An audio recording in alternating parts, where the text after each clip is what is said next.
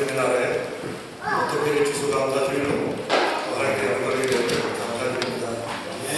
우리 또 성도들이 함께 또 예배드리는 그 귀한 장소와 귀한 신앙과 또 함께 있는 우리 성도들 서로 격려하면서 함께 축복했으면 좋겠습니다.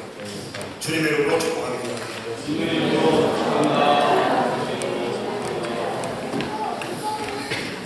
우리가요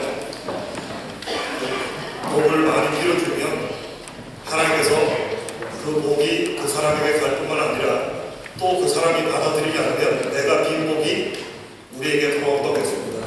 그래서 우리 성도들은요 가는 곳마다 축복하고 만나는 사람마다 복을 빌어줘야 될 줄로 믿습니다. 우리 한번 다시 한번 뜨겁게 한번 주변 분들에게 주님의 복이 함께하기를 바랍니다. 우리 한번 인사해 주겠습니다.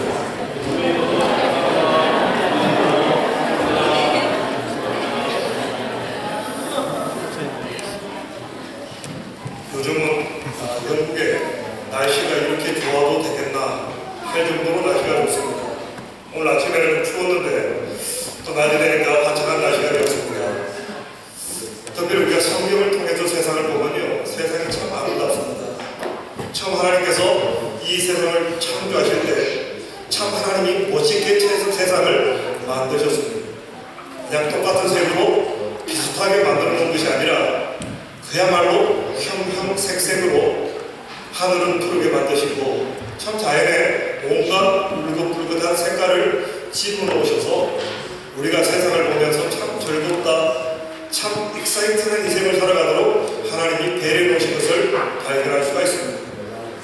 혹시나 우리가 비슷한 걸 보면 지겨울까봐 참 사이즈도 다르고 모양도 다르고 색깔도 다르고 집 앞에 있는 덜풀 하나를 봐도 얼마나 색깔이 이쁜지 모릅니다.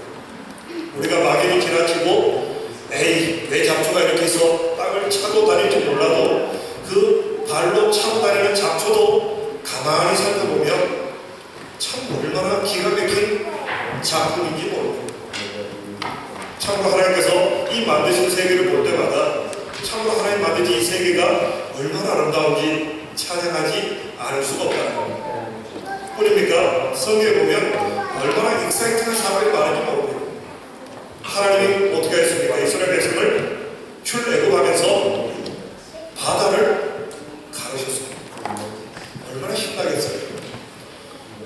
그래서 요즘 영국에 또 우리나라도 보니까 요즘 아쿠아리움이라고 이렇게 많이 만들어놨습니다. 수족관을 많이 만들어놨는데 이스라엘 백성들이 그 수족관을 이미 경험했답니다. 바다 옆으로 양 옆으로 벽이 생기면서 이스라엘 백성들이 200만이나 되는 사람들이 그 수족관을 구경하면서 지나간다. 참 얼마나 하나님 안에서 살아간다는 것이 무엇인지 모릅니다. 뿐입니까? 전쟁을 하는데 도저히 여리고성은 그 당시 군사 기술을 가지고는 도저히 무너뜨릴 수 없는 미션 임파서블한 사건이었는데 하나님 말씀대로 순종했더니 일주일 만에 무너지는 어마어마한 사건이 성경에 기록되어 있다. 하나님께서 우리 삶을 이끌어 가시는 하나님이 이끌어 가시는 삶에는 이렇게 익사이트한 사건들이 끊임없이 있어. 그러니까 시간을 좀 초월해서 들어가 보면 이제 히스기야 왕 때 그 당시에 아시리아라는 나라가 있었습니다. 지금도 브리티시 뮤지엄에 가보시면 아시리아라는 나라의 그 여러 가지 성문이라든가 건물에 대한 성벽에 대한 흔적들이 보관되어 있습니다. 그 영국 사람들이 잘하는 게 만드는 건 별로 소질이 없는데 훔쳐오는 거 하고 보관하는 건 소질이다. 얼마나 잘 훔쳐와서 얼마나 잘 보관해놨는지 지금도 이 아시리아 흔적들이 그 거대한 성벽들과 거대한 탑들이 지금도 남아있습니다. 그 당시에 이미 지금으로부터 약 한 2500년 전에 만들어놓은 건물들이 아직까지도 그 흔적을 남기고 있고 얼마나 그 성벽들이 크고 우람한지 감히 우리가 상상할 수 없는 우리나라에서 그 국보 이름가 뭡니까? 남대문인가요? 그 남대문은 2500년 전에 히스기야 거참 아시리아라는 나라가 만들어 놓은 그 성벽에 비하면 장난감에 불과합니다. 이미 2500년 전에 그 어마어마한 성벽을 세우고 문화를 만들었던 그 아시리아 민족들이 예루살렘을 쳐들어왔습니다. 그 당시 이스라엘 군사들은 전쟁에 나갈 수 있는 군사들은 2000명밖에 되지 않았습니다. 근데 아시리아 군사들은 18만 5천 명, 185,000이나 되는 그 군사들이 포위하고 있었습니다. 누가 봐도 이길 수 없는 전쟁입니다. 그래서 아시리아가 이스라엘을 조롱합니다. 너희가 섬기는 하나님이 어디 계시느냐? 우리 신이 세계를 지배했고 너네가 섬기는 신은 아무도 아니다. 그때 하나님은 어떻게 하십니까? 왕이 기도하고 백성들이 기도하고 선지자들이 기도합니다. 기도했더니 하나님이 그래? 니네들이 18만 5천 명이나 있고 세계 최고의 어떤 무기가 있다고 해서 그렇게 큰 소리 쳐? 하루 밤 사이에 전염병이 돌면서 18만 5천 명이 한꺼번에 죽어요. 하나님은 그러지 않아요. 진짜 이 하나님이, 이 어마어마한 하나님이 우리 하나님이라는 사실이 얼마나 가슴 뛰고 얼마나 우리 인생이 익사이팅한 거예요. 이 성경만큼도 익사이팅한 하나님이 함께하는 역사만큼 익사이팅한 역사는 없다. 그리고 또 그 다음에 일어난 페르시아 왕의 이야기. 페르시아가 그 당시 세계를 지배했습니다. 이제 알렉산더가 등장하기 전에는 페르시아가 세계를 지배했고 알렉산더가 태어났던 그 지금의 아테네 지역, 그 지역이 페르시아의 속국으로 있었습니다. 페르시아가 그 당시 세계를 제패했습니다. 그런데 하나님이 참 이 페르시아를 통해서 놀라운 일을 행했습니다. 그것이 뭡니까? 페르시아가 보통 보면 그 당시 제국들 엠파이어들이 보면 세계를 지배하고 더 많은 종족들을 노예로 만들었는데 하나님이 예레미야를 통해서 70년 전에 예언하십니다. 내 백성 이스라엘이 바벨론의 포로로 끌려갔다가 70년 있다가 다시 돌아올 것이다. 근데 그 70년이 될 때가 언제냐? 바로 페르시아 고레스 왕이 세계를 제패할 것이다. 근데 놀라운 사실은요, 이 페르시아 고레스 왕이 어떤 정책을 펴냐면 포로로 잡아왔던 바벨론의 포로로 잡아왔던 백성들을 다 고향으로 돌려보내줍니다. 그것도 빈손으로 돌려보내지 않고 빼앗아왔던 모든 것을 주고 보물을 주고 보석을 줘서 되돌려주는 세계 역사 가운데 전부 훌륭한 일들이 벌어집니다. 근데 그 일이 왜 벌어졌을까요? 이게 하나님의 섭리라는 거죠. 하나님이 이미 70년 전에 예레미야를 통해서 내 백성이 70년 후에 다시 돌아오게 됩니다. 하나님이 이미 말씀하시고 70년이 지나자 거짓말 같은 일들이 세계 역사 속에 실제적으로 펼쳐졌다는 거죠. 이게 성경의 이야기예요. 이것이 실제적으로 역사 속에 있었던 사건들이 성경에 기록됩니다. 점점 우리가 세상의 뉴스를 보면 점점 뉴스가 살벌해지고 재미없고 보기 싫은 끔찍한 사건들이 끊임없이 벌어집니다. 그런데 성경을 보면 어떻습니까? 우리 하나님이 함께 하시면 이런 어마어마한 역사들이 일어나고 이것이 과거의 이야기가 아니라 그 과거에 놀라웠던 역사들이 그 놀라운 역사를 일으켜주던 하나님이 지금도 나를 통해서 그 일을 하기를 기뻐하십니다. 이것이 성경이 우리 심장을 뛰게 만듭니다. 이 마지막 때 우리 성도들이 뭐 해야 될 것인가? 다 디모데후서 3장을 보시면 마지막 때가 되면 사람들이 어떻게 벌어질 것인가? 사람들이 점점점 악해질 거다. 타락할 거다. 속고 속일 거다. 점점 많이 속일 거고 점점 사람들이 살벌해지고 사람을 죽이고 이용하고 쾌락을 사랑하고 이기적이고 점점 나쁘게 세상을 변해갑니다. 그렇지만 하나님의 사람들은 마지막 때 어떻게 살아야 되냐? 부지런히 하나님 말씀을 배우고 믿음 가운데 거하는 삶을 살아라. 왜요?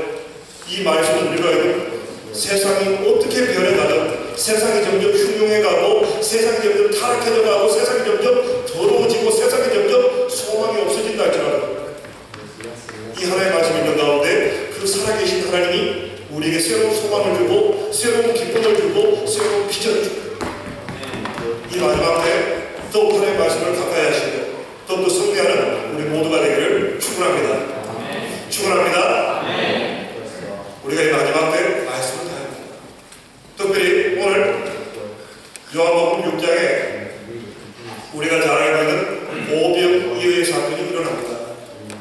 이 한자말로 되어 있어가지고 우리 자녀들에게 도대체 이게 무슨 말인가 하는데 한자말로 풀어서 그냥 쉽게 이야기하면 보리떡, 좀 더 쉽게 말하면 식빵 5조각, 그리고 생선 2마리, 생선 2마리와 빵 5조각. 너무나 작은 양입니다. 그 당시 어린아이들이 먹는 도시락이었습니다.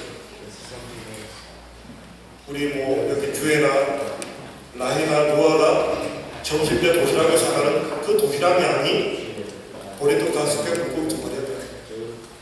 이 보리떡 5개가 물고기 2마리가 아니고 하나님 어떻게 하셨느냐?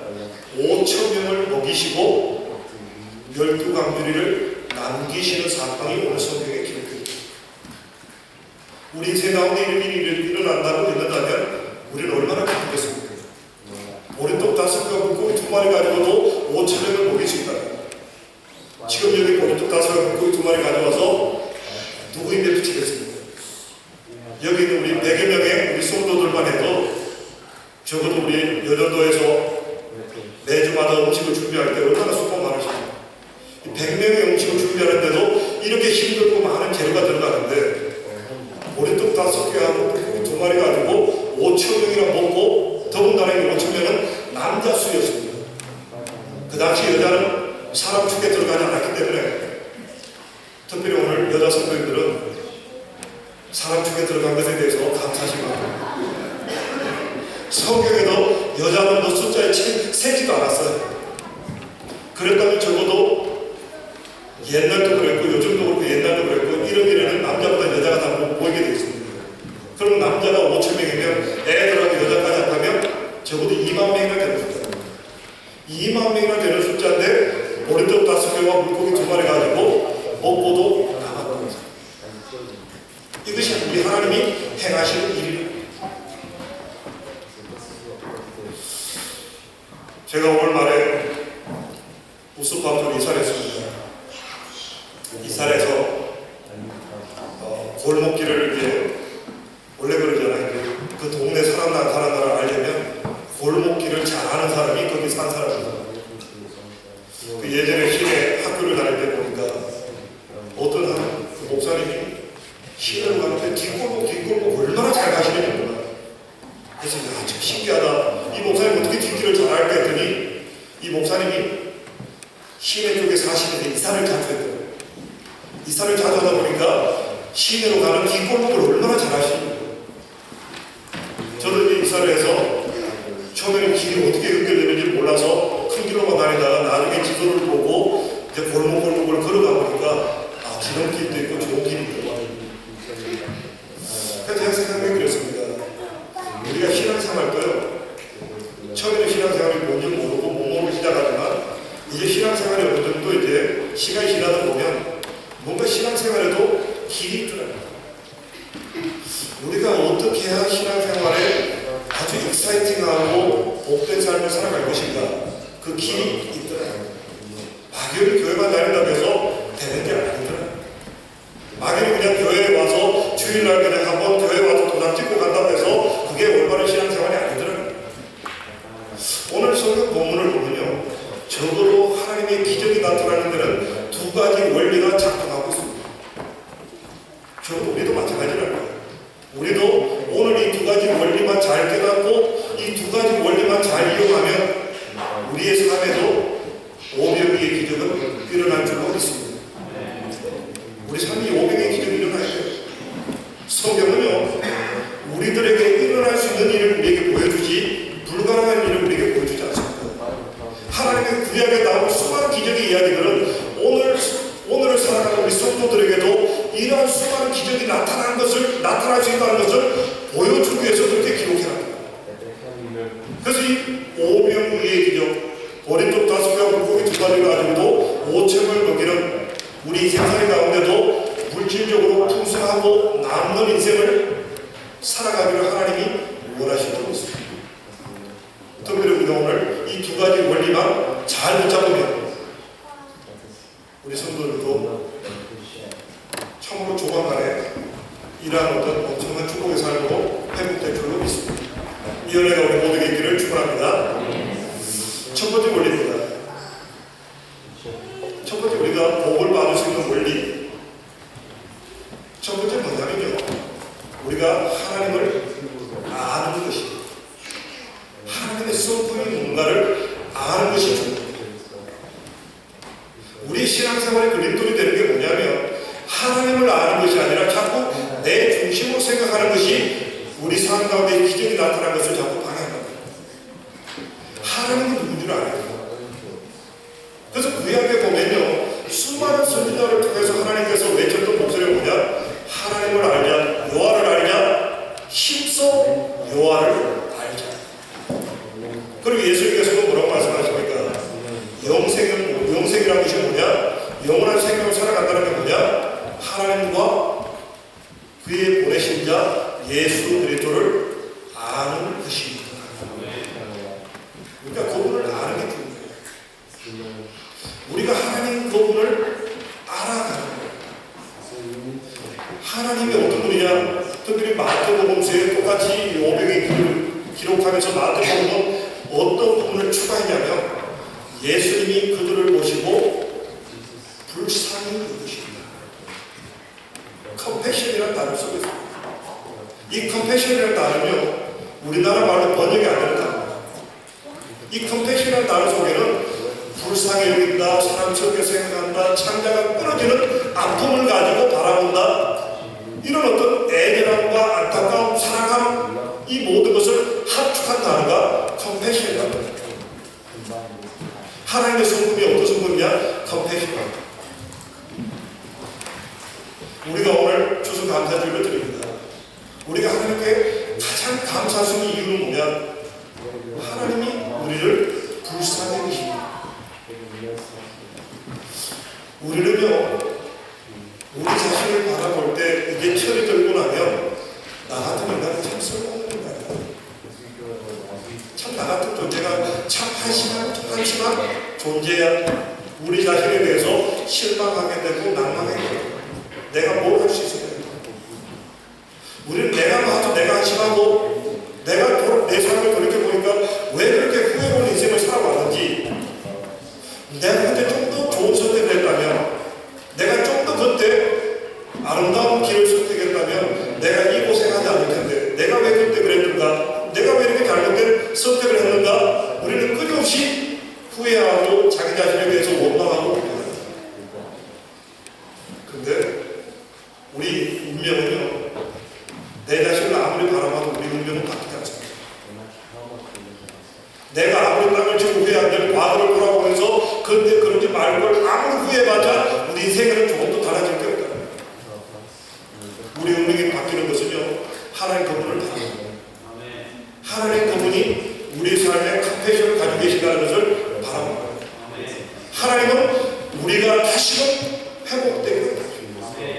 현재 내 형편이 어떤 모습이든 간에 우리가 실수하고 넘어지고 좌절하고 절망한다 할지라도 우리가 어떤 모습이든 간에 하나님의 근본적인 마음은 컴패션을 가지고 있습니다. 내가 너를 사랑한다.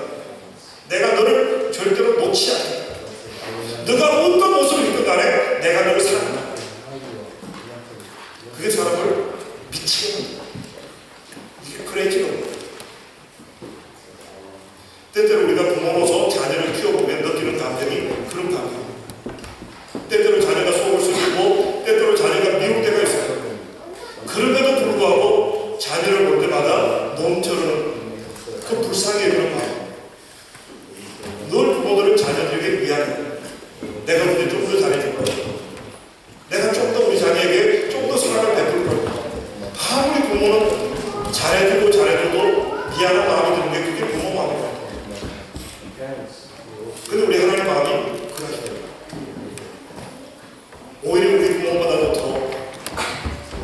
어미가 자식을 잊을지어도 나는 결코 너희를 잊어버리지 않겠다.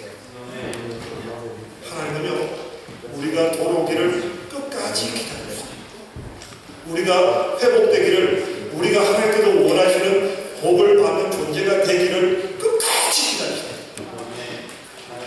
우리가 실수하고 넘어지고 우리가 이기적이고 교만하고 때때로 사람들에게 상처를 주고 상처를 받고 어떤 형편적인 모습으로 우리가 서 있다 할지라도 하나님은 끝까지 우리를 사랑하십니다.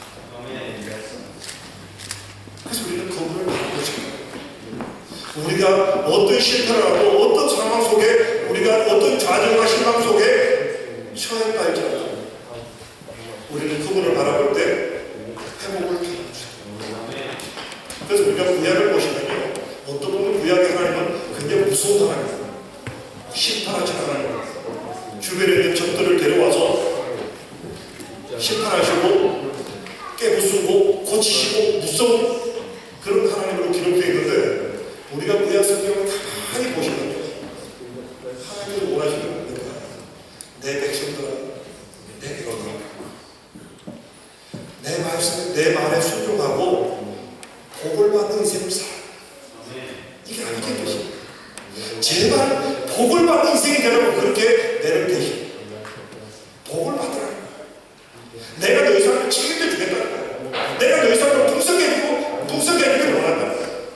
내가 너희로 하여금 기쁨이 넘치고 날마다 기쁨이 넘치고 소망이 넘치고 너희 삶 가운데 물질적으로 영적으로 환경적으로 채워지는 그 놀라운 삶을 살아가는 그 길을 내가 너에게 주기를 원한다.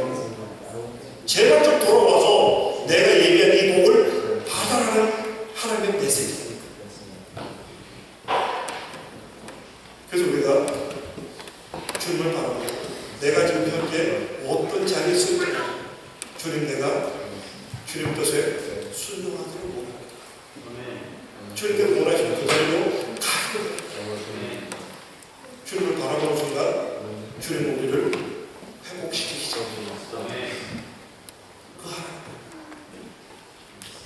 그 하나님 때문에 우리는 감사하지 않을 수가 없습니다. 우리 때때로 원망합니다. 때때로 불평합니다. 왜 하나님 나를 이렇게 만드셨어요? 왜 하나님 나에게는 이것밖에 주지 않으셨어요? 오히려 감사하십니다. 없기 때문에, 가진 게 없기 때문에 하나님 앞에 더 빨리 갈 수 있었던 것에 대해서 감사하십니다. 사도 바울의 고백이 뭡니까? 내가 자랑할 것은 나의 약함밖에 없다. 우리 신앙 안에는 굉장히 역설적인 내용이 들어가 있습니다. 파라독스가 들어가 있어요. 세상에서는 가진 자가 복이 있고 능력이 있는 사람이 복이지만 하나님 안에서는요, 없는 자가 복이고 능력이 없는 사람이 복받은 사람. 왜요? 더 주님 앞에 빨리 갈 수 있기 때문에. 우리가 모세를 보시면요, 모세가 40년 동안 왕국에 달하면서 너무나 많은 것을 가졌어요. 그야말로 세상 사람이 경험하지 못했던 최고의 것을 가졌습니다. 근데 하나님 쓰임 받을 때 어떡합니까? 그 버리는데 40년 많이 가졌기 때문에 버리는데도 그만큼 시간이 걸려요. 하나님께서 쓰셨던 사람 가운데 가장 오랫동안 훈련받았던 사람이 모세입니다. 왜? 가장 많이 가졌어요. 예수님은요, 별로 그렇게 훈련 오래 받지 않으셨습니다. 왜 그랬었을까요? 원래 예수님은 가진 게 없었어요. 원래 가진 게 없는 분들은 훈련 받을 게 별로 없어요. 그래서 우리 하나님의 사람들은요, 내가 가진 게 없다, 나는 다른 사람에 비해서 능력도 없고 다른 사람에 비해서 여러 가지 부족한 게 많다, 이게 감사제입니다. 이게 성도의 삶입니다. 이게 말씀에 뿌리 내린 사람들이 살아가는 삶의 방식입니다. 세상 사람들은 가진 것에 대해서 기뻐하고 가지지 못한 것에 속상하지만 우리 하나님의 사람들은 가진 게 없기 때문에 더 감사하고 오히려 부족하기 때문에 더 기뻐하고,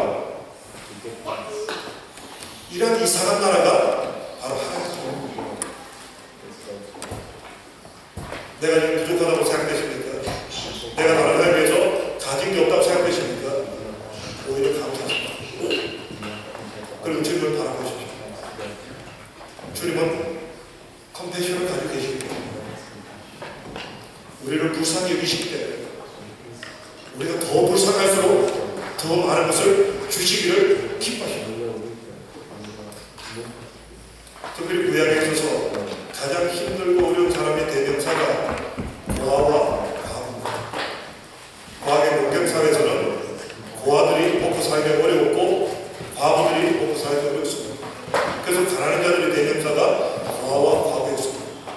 근데 성경은 뭐라고 기록합니까? 하나님은 고아와 과부의 아버지가 되십니다. 세상 모든 사람들이 아버지가 되시지만 특별히 고아와 과부의 아버지가 되십니다. 그래서 우리 성도의 삶에는 가진 게 없기 때문에 오히려 연약하기 때문에 내가 하나님 앞에 무릎 꿇을 수 있고 그분이 컴패션을 가지고 계시기 때문에 내가 더 많은 것을 받을 수 있는 오히려 복을 받을 수 있는 통로가 되기 때문에 감사할 수 있는 이것이 진정한 성도의 삶입니다. 우리 문화에 속한 모든 성도들이 더욱더 감사하시고 없으면 없을수록 더욱더 감사하시고 또 하나님이 주신 것이 있다면 주신 것에 대해서 더욱더 감사하고 겸손하게 살아갈 수 있는 우리 모두가 되기를 축원합니다. 우리 한번 말씀 같이 한번 읽도록 하겠습니다. 9절 말씀을 같이 읽도록 하겠습니다. 9절 말씀 우리 목소리를 같이 한번 읽겠습니다. 시작. 여기 한 나이가 있어 보리떡 5개와 물고기 2마리를 가졌나이다. 그러나 그것이 이 많은 사람에게 얼마나 되겠사옵나이까. 두 번째 원리입니다. 하나님의 기적이 나타나는 데는요 반드시 어린아이 같은 믿음이 필요하다고 사실. 오늘 많은 성도들이 착각하는 게 뭐냐면요 많이 배운다, 많은 경험을 가지고 있다, 이것을 가지고 하나님이 일을 하려고 합니다. 나는 교회에 대해서 이미 많이 알고 있고 이미 과거에 하나님을 위해서 많이 일을 했다.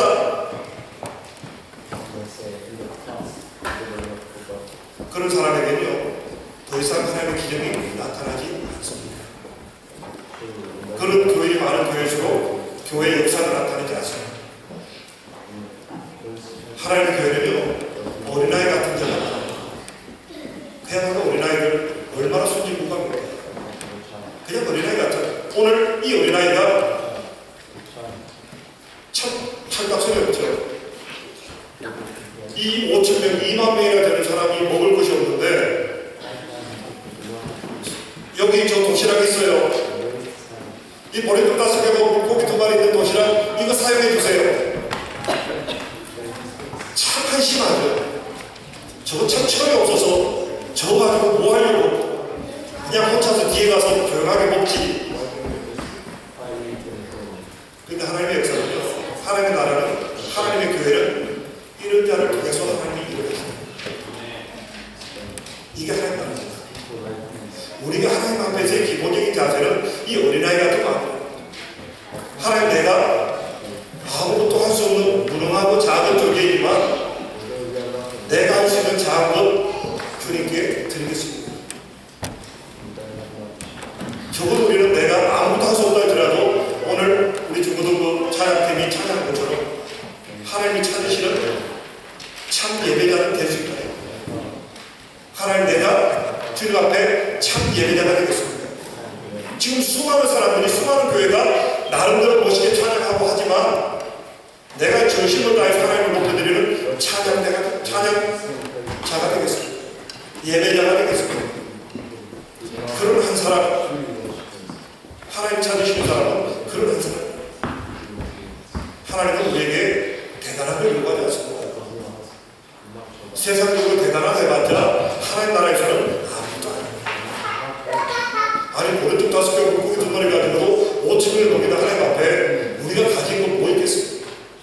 홍해를 가르시는 그 하나님, 여리고성을 무너뜨리시는 그 하나님, 18만 5,000명이나 되는 적들을 하루아침에 승멸하시는 그 하나님 앞에 우리가 뭘 가진 게 있겠습니까? 우리가 할 수 있는 것이 고작 무엇입니까? 주님께서 원하시는 것은 어린아이 같은 거. 우리가 해가 가면 해가 갈수록 더욱더 어린아이 같이 거듭나. 점점 더 어린아이 같이. 최근에 한 권사님이 그런 이야기를 하셨습니다. 나이가 보면 거꾸로 간다고. 점점 나이가 먹어가다가 이제 세월이 지나면 이제 점점 더 어려져가요. 그게 하나님께서 받으신 원리가 없어요. 영적인 원리도 저는 그렇다고 봅니다. 우리가 영적으로 성숙하고 주님을 알면 알아갈수록 우리는 더 어린아이가 돼요. 그게 신앙이죠. 자꾸 내가 어린아이가 돼요. 그야말로 주님께서 나를 도와주지 않으면 나는 아무것도 할 수 없다. 주님께서 지혜를 주셔야 되고, 주님께서 나를 도와주셔야 되고, 주님께서 내 삶을 책임져 주지 않으면 나는 아무것도 할 수 없다. 더욱더 어린아이가 돼요. 더욱더 주님을 신뢰하고, 더욱더 주님을 의지하고, 더욱더 주님과 함께 가지 않으면 나는 가지 않겠습니다. 고백하는 것. 그게 어린아이가 됩니다. 하나님의 기적에는요, 반드시 이 어린아이 같은 믿음이 있을 때 기적은 나타납니다.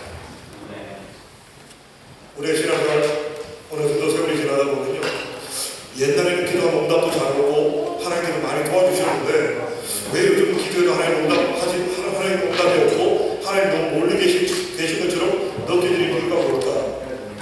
그 이유는 간단합니다. 나도 모르는 사이에 내가 너무 철들어. 주님 안에서는 철들 필요가 없어요. 주님 안에서는 자유롭고 너희가 내 안에 가면 너희가 진리를 알지니 진리가 너희를 자유롭게 하리라. 전도서를 보면 뭐라고 나와 있습니까? 전도서를 보면요, 내가 지혜를 구해보고 학문을 구해보고 세상의 쾌락을 다 해봤는데 아무것도 바람을 잡는 것처럼 아무것도 남는 게 결국 우리 인생입니다. 하루하루 그날 하나님 주신 말씀 안에서 기뻐하고 감사하고 하나님 말씀에 순종하고 살아가는 이것밖에 남는 게 없는 게 인생입니다. 이게 지혜라는 거예요. 우리가 나이가 들수록 점점 더 짐이 커집니다. 사회적으로, 가정적으로 무거운 짐을 지는데 우리 신앙인들은 반대가 돼요. 자꾸 거북해 바뀌어요. 날마다 우리 짐을 지시는 주여. 주님께 점점 더 많은 짐을 주님 앞에 내려놓고 우리는 어린아이처럼 살아요. 그리고 하나님의 말씀에 대해서 어린아이처럼 아멘. 수많은 적들이 몰려옵니다. 나를 엄습하고 힘들게 하는 사람이 많습니다. 그런데 우리가 붙잡아야 될 건 뭡니까? 하나님 18만 5천 명이나 되는 적을 하루아침에 죽여버리신, 제거해버리신 그 하나님의 그 능력이 내 삶에도 나타나기를 바랍니다. 물질적으로 어렵습니까? 하나님 어린 적 5개와 물고기 2마리 가지고 5천 명을 보이신 그 하나님의 능력이 내 삶에도 함께하기를 원합니다. 그렇게 점점 우리 짐을 주님 앞에 드립니다. 그때 우리 삶에 모든 기적이 나옵니다. 5천 명을 넘기고도 12강들이가 남는 역사입니다. 이게 하나님께 우리에게 허락하신 예배하신 인생입니다.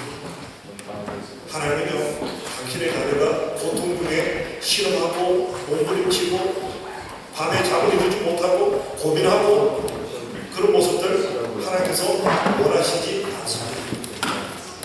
물론 하나님이 훈련하시는 과정 속에 하나님의 훈련 과정이지 그게 하나님의 뜻은 아니라는 사실.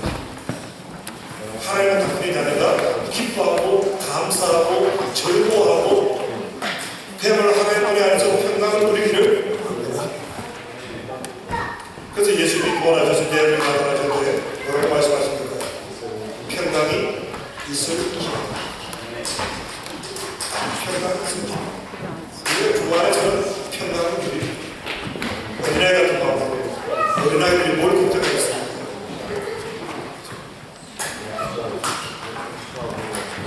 걱정이 없으면 얼마나 즐겁습니까? 우리는 걱정이 없어요.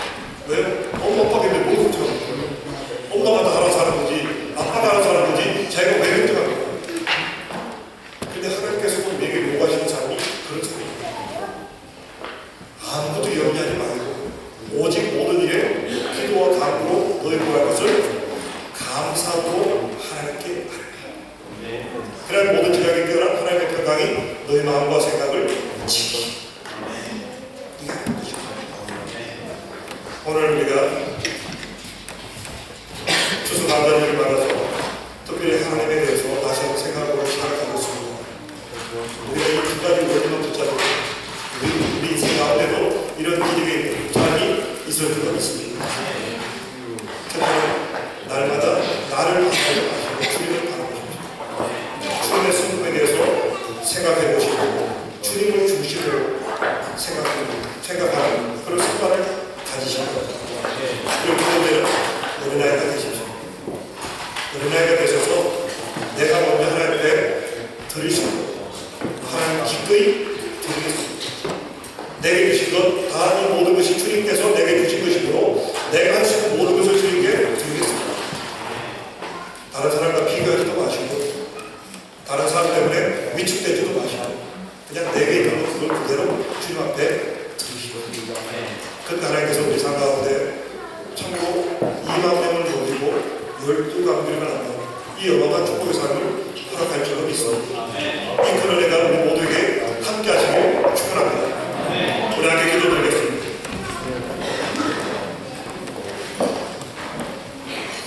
우리가 함께 기도했으면 좋겠습니다. 하나님,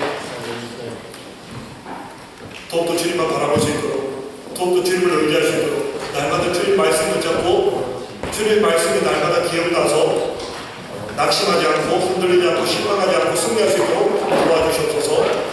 어린애 같은 마음으로 살아갈 수 있도록 도와주시옵소서. 이 두 가지 점을 가지고 우리가 한번 주님 앞에 함께 기도드리겠습니다.